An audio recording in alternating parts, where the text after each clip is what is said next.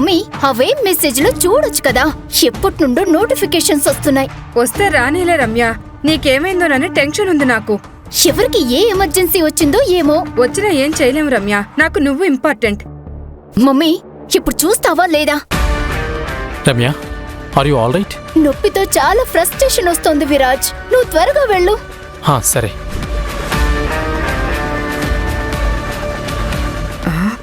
నేను Viraj time spend చేయాలి. నువ్వేం చేస్తావో తెలియదు. కారు దిగు. నువ్వే మెసేజ్ చేసావా?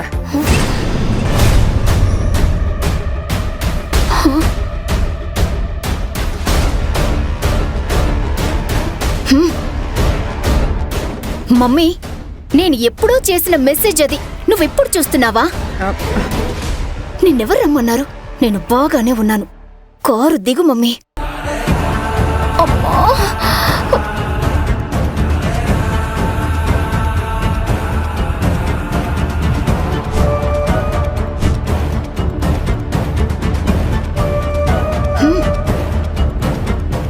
అంటే రమ్య చేస్తున్నదంతా నాటకమా? నొప్పి ఎక్కువ. కాసేపు రమ్య, కొంచెం వచ్చుకో. ఛా, మిస్ ముఖ్యని కాలేజ్ దగ్గరికి రమ్మని చెప్పాను. ఇప్పుడు రమ్యని వదిలి ఎలా వెళ్ళాలి? విరాజ్, కార్ ఆపు. ఎందుకంటే ఏమైంది? కార్ ఆపు విరాజ్.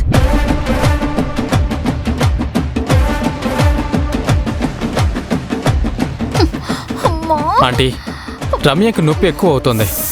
మీరు ఇలా ఆపమంటే ఎలా? అంకుల్ మెసేజ్ చేశారు, అర్జెంటుగా ఇంటికి రమ్మన్నారు. అంకుల్ దుబాయ్కి పోలేదా? ఎక్స్ప్లెయిన్ చేస్తూ కూర్చోవడానికి టైం లేదు. నువ్వు రమ్యని తీసుకువెళ్ళు, నేను ఇంటికి వెళ్ళాలి. ఏమైనా ప్రాబ్లమా ఆంటీ? చెప్పండి, నేను కూడా వస్తాను. నువ్వు రమ్యని చూసుకో, ఓకే? ఆంటీ! విరాజ్, నువ్వు పోనీ, నాకు పెయిన్ ఎక్కువ వస్తుంది, ప్లీజ్. సరే.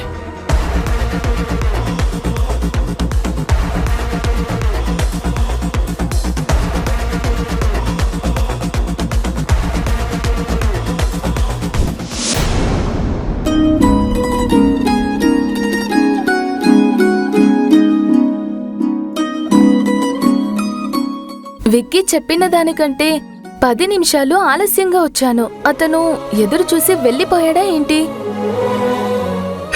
ఆయన ఒక ఫ్రెండ్ కోసం 10 నిమిషాలు కూడా వెయిట్ చేయలేడా?